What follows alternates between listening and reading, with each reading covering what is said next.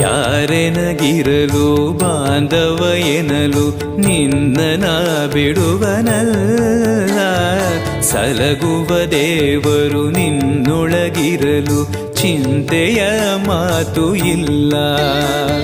ಭಾರವೆಂದು ಎನ್ನ ಎಣಿಸಲರೆ ಕಾಯೋ ಗುರು ರಾಘವೇಂದ್ರ. ದಾರವೆಂಬೋ ಆಧಾರ ನೀನು ಹಿಡಿವೆ ನಿನ್ನ ಪಾದ. ಪೂಜ್ಯಾಯ ರಾಘವೇಂದ್ರಾಯ ಸತ್ಯಧರ್ಮರತಾಯ ಚ ಭಜತಾಂ ಕಲ್ಪವೃಕ್ಷಾಯ ನಮತಾಂ ಕಾಮಧೇನವೇ.